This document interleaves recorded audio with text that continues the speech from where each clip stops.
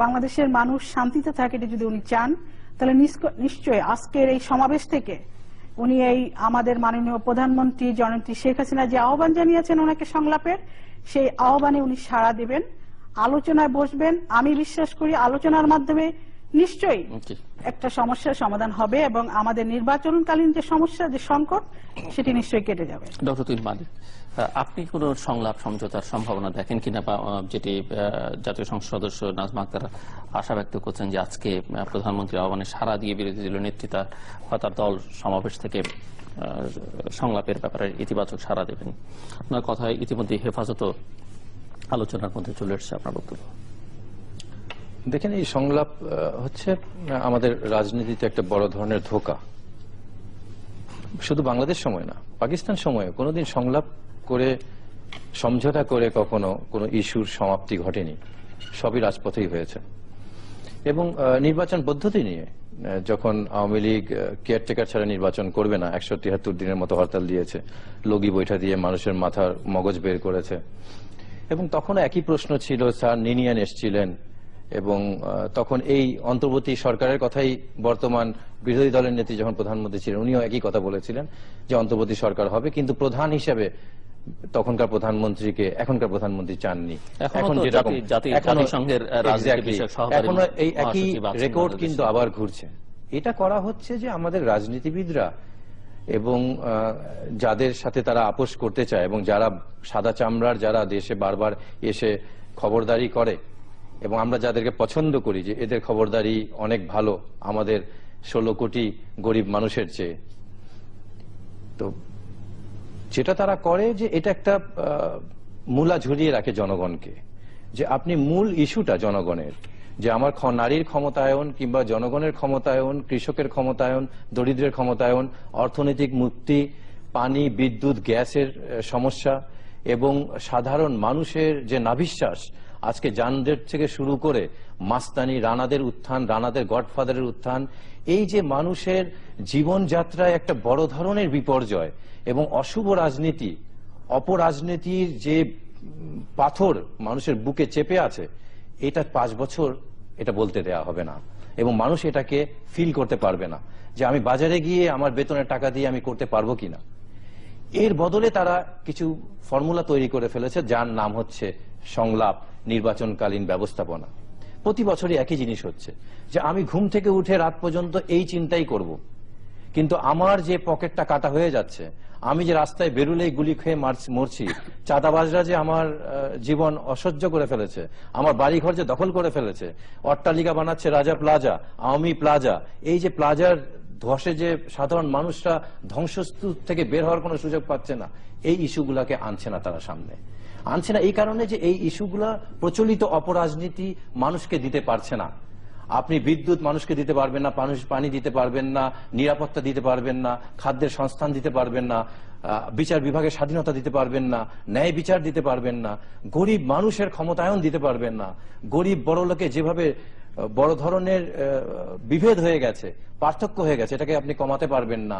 এবং রাজনীতির যে ব্যবসা, রাজনৈতিক যে ইকোনমি হয়ে গেছে, পলিটিক্যাল ইকোনমি, এটা থেকে তরতর করে বেয়ে উঠে যে রানাদের উত্থান হয় 2-4-5 বছরে, তারা মন্ত্রী এমপি পর্যন্ত হয়ে যায়, এই কথাগুলো যাতে জনগণ না বলতে পারে তার একটা উত্তম মাধ্যম হচ্ছে আপনার এই নির্বাচনকালীন ব্যবস্থা নিয়ে ঝগড়াঝাটি এবং সংলাপ নিয়ে নাটক। এই নাটক আমরা মান্নান ভূঁইয়া, জলিল সাহেবকেও দেখেছি, এবারও দেখছি। এগুলা দিয়ে কিছুই হবে না, এটা জনগণের ইস্যু না। জনগণের ইস্যু হচ্ছে যে আমি আমার মৌলিক বিষয়গুলো পাচ্ছি কিনা, আমি যে ভোটের মালিক, আমি যে রাষ্ট্রের মালিক। আমাদের কনস্টিটিউশনে বলা হচ্ছে আর্টিকেল 7-এ জনগণই সকল ক্ষমতার উৎস। এই ক্ষমতা আমার হাতে কোথায়? আজকে বলেন আমার হাতে কোথায়? এই ক্ষমতা তো আমার নেই। এই ক্ষমতা আমি একদিন পাই 5 বছরে, সেই দিন আমার পেছনে পেছনে তারা ছুটেন নেতারা, এবং সেই একদিনের বাদশাহী আমার, সেটাও কেড়ে নেওয়া হচ্ছে। সেই গণতন্ত্রকেও, নির্বাচন ব্যবস্থাকে বন্ধ করে দেওয়া হয়েছে, সেই কেয়ারটেকারকে বন্ধ করে দেওয়া হচ্ছে। সেখানে কতটা জনগণ ক্ষমতাবান সেই প্রশ্ন তো থাকে, কারণ যারা হেরে যান তারা অভিযোগ করেন যে জনগণের ভোটে তারা বা অন্য কেউ তাদের ক্ষমতা আনবার ক্ষেত্রে ভূমিকা রাখছেন। সেই অভিযোগ তো পাল্টা অভিযোগ প্রায়। সবচেয়ে মারাত্মক যে বিষয়টা হচ্ছে আমরা রাষ্ট্রের বিভিন্ন জনগণের অংশগুলোকে আমরা অপরাজনীতিতে ব্যবহার করছি। আজকে হেফাজতের প্রশ্নটা আসলো দেখেন হেফাজতের বিষয়টাকে আপনি কিভাবে দেখবেন? কেউ বলে এটা অরাজনৈতিক, কেউ বলে রাজনৈতিক। যে কথাই হোক না কেন, হেফাজত কারা? আপনাকে যে কোরআন শিখিয়েছে, যাদের পেছনে আমরা নামাজ পড়ি, যারা আমাকে নামাজ পড়া শিখিয়েছে, ইভেন আমার মৃত্যুর পর যে জানাজার নামাজ পড়বে সেই হুজুররা হচ্ছে। এবং তারা আজকে গতকালকে মা দিবস ছিল, এই যে যারা মাদ্রাসায় পড়ে এদের কাছে আবার মা দিবস কি? ম্যাগি নুডলসে 2 মিনিটে রান্না করে দেওয়ার মতো মা তাদের নাই। আপনারা তাদের মেসওয়াকের কাছে পেপসোডেন্টের ঝকঝকে দাঁত আপনারা খুঁজে পাবেন না। সেরা কণ্ঠের সেরা এরা জানেও না। এই মারা খাবার নিয়ে, দুধ নিয়ে বাচ্চাদের পেছে ঘোরার মতো মা তাদের নাই। আজকে অট্টালিকা যাদেরকে মতিঝিলে নিয়ে আসছেন, এই স্কাই স্ক্রেপার, এই হাই রাইজ তারা জীবনে চোখেও দেখেনি। এদেরকে আপনারা রাজনীতির বলি বানিয়েছেন। এদেরকে কি করছেন? আমার বাবার মৃত্যুর সময়ে হুজুরদেরকে আমরা আনি, কোরআন শরীফ পড়বে, আমার দায়িত্ব তারা পুরো করবে। বাবার 40 মৃত্যুবার্ষিকীতে এদেরকে খতম দিব, কিছু পয়সা দিব, এরা সেদিন খাবে, আমার জন্য, বাবার জন্য দোয়া করবে। এদেরকে আমরা নিয়ে আসলাম রাজনীতিতে, এবং এদেরকে ব্যবহার করার জন্য দুই পক্ষই সিরিজ বৈঠক করেছে, যেটা আমরা পত্রিকায় জানা গেছি। গতকালকে যুগান্তরের রিপোর্টে বলা হচ্ছে 1,55,000 বুলেট ছোড়া হয়েছে, সেখানে 80,000 টিয়ার সেল ছোড়া হয়েছে, 60,000 রাবার বুলেট ছোড়া হয়েছে, 6,000 শর্টগানের গুলি করা হয়েছে, SMG, AK-47। তাহলে আপনি এই লোকগুলাকে রাতের অন্ধকারে লাইট অফ করে, এবং আজকেও আমি, এখন তো প্রযুক্তির সময় সবই ইন্টারনেটে আসছে, এবং লাস্ট দেখেছে যে জবাইকৃত গরুর মতো কাতরাচ্ছেন আলেম সমাজরা, আলেম সাহেবরা। এইটা যখন ক্লিক করেছি, আপনি অশ্রু ধরে রাখতে পারবেন না। আপনি যতই গুজব বলেন না কেন, আমাদের রাজনীতিতে এরকম গুজব তো আছে। আপনার ময়মনসিংহে মনে আছে কিনা সিনেমা হলে বোমা ফুটেছিল, লোকে বলেছিল, তখন শাসক বলেছিল গুজব, তখন প্রেস নোটে বলেছিল কিছুই না, তদন্ত কমিটি করেছে, মানুষ হেসেছিল। 21শে আগস্টের তদন্ত কমিটিও মানুষ হেসেছে, এটাও মানুষ হাসছে। কিন্তু প্রকাশ পাবে?